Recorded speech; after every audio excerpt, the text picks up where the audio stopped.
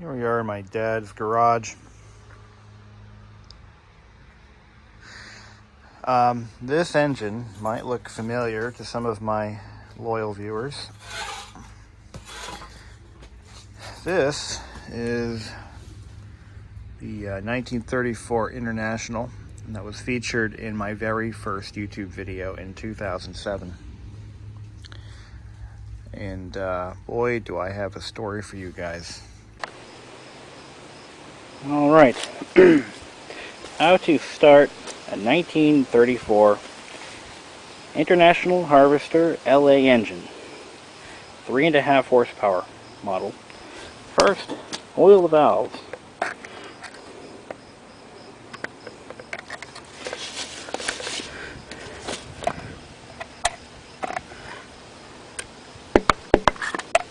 That should do. Make sure there's fuel. That looks like it's pretty full. Pour water inside. Water. Now the water is mainly for cooling purposes. Actually, that's all it's there for. Takes about 1.5 gallons, but I'm only going to put 1 gallon in there because I am lazy.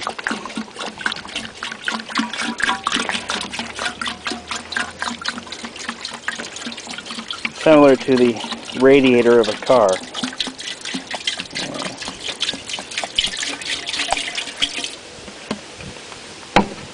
Step 2. Choke the engine. Turn the fuel on. Well, that's actually step. Yeah. We want about that much fuel. And we need to choke it and crank it.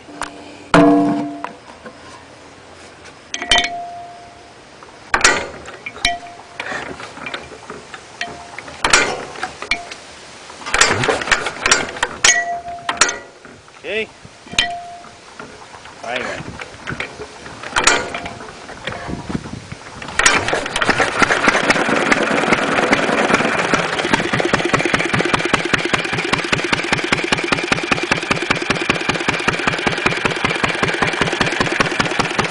Let's kick it up a notch.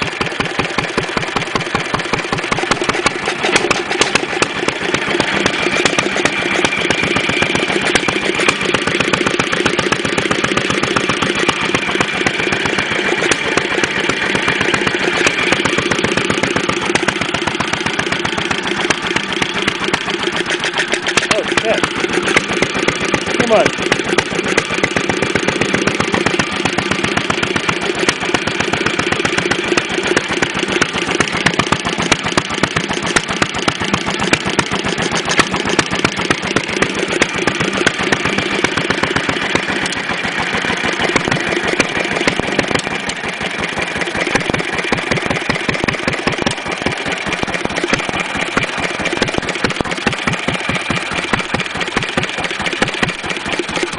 Set it down. Close the fuel. There we go.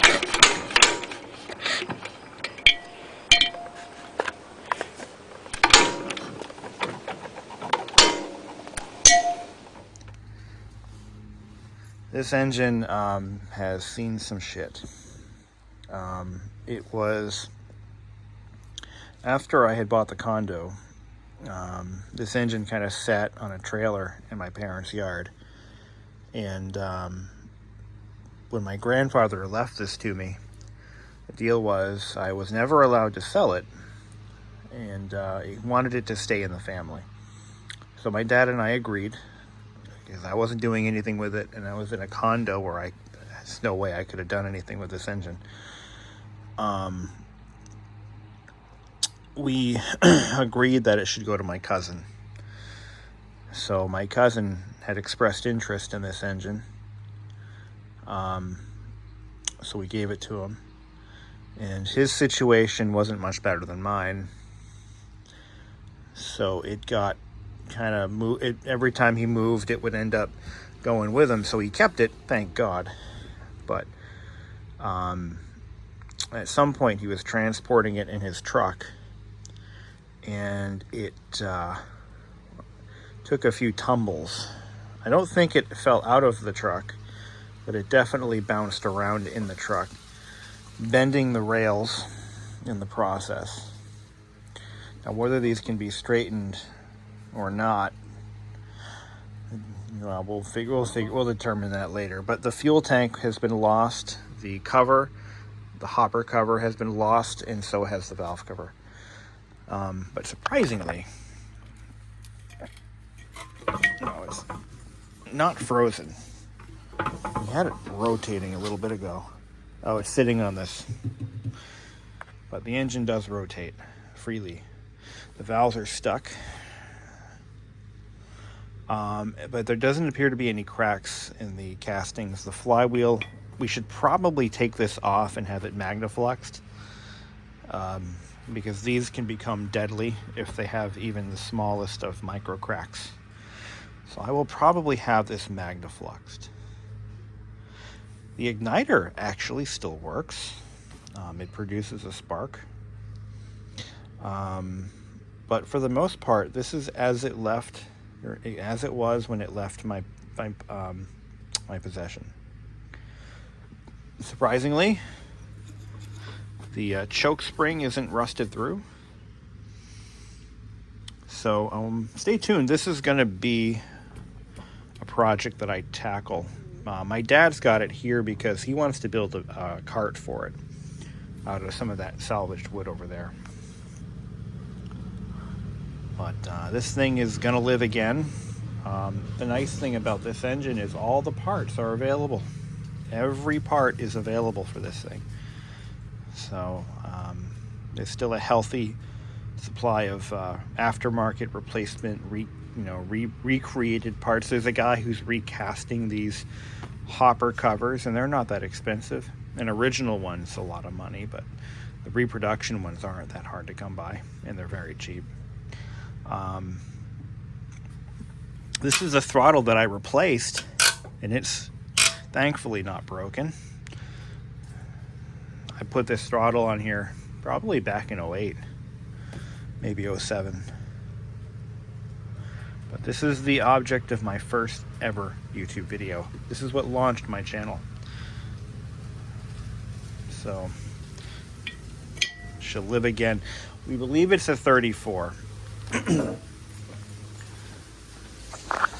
Not positive, but the nice thing is I've learned a lot since I last worked on this engine. I've learned quite a bit. There's new materials, there's a lot of new stuff out these days that would make the job a lot easier that wasn't available when my grandfather had it for restoration purposes. For example, evaporust, which I'll be using for everything. We're going to pour evaporust in that hopper just to clean it out. Let's see if I can get this thing in a spot where I can spin the flywheel. Oh, there we go. Yeah, we should probably put some oil down in those. Do you have any, maybe we can free up those valves. We'll get some.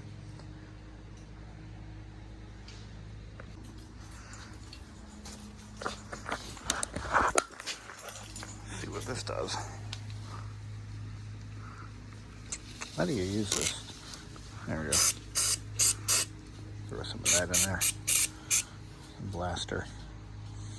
Maybe we can free up the valves.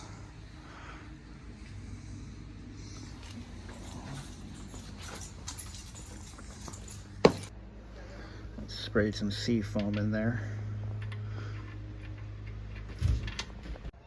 Alright, let's see. So I let it sit with a little bit of penetrating. Yeah, it's not retracting on its own, but we're getting there.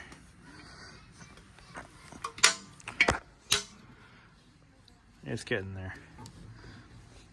Just gotta let it soak a little longer. Maybe put a little bit of motor oil in this oiler cup. Should free it right up. I think it's the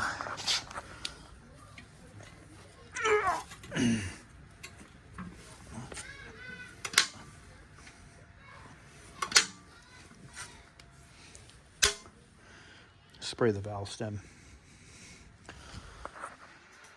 I gotta find his oiler. Oh, there it is. squirted some oil down there, here, and there.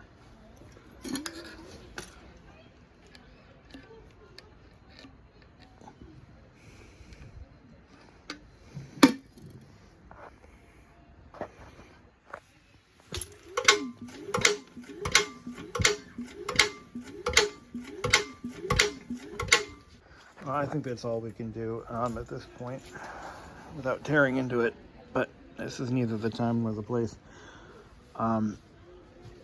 It's freeing up a little bit. We're just gonna have to let it soak. But the nice thing is it did return back.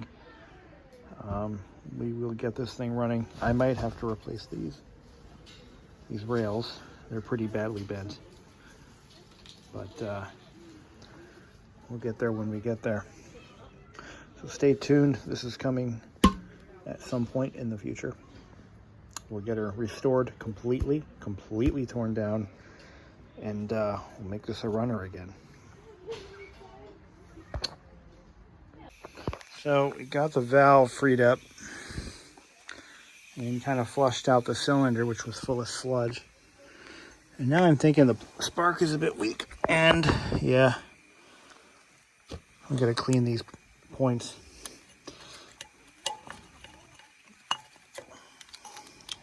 But it's got compression.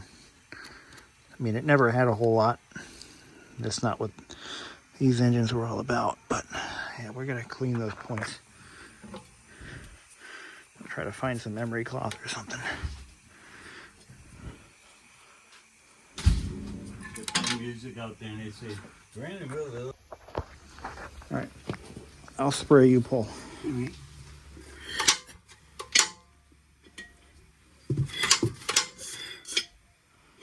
going.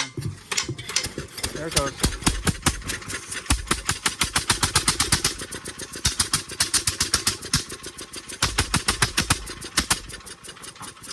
That's enough. She runs.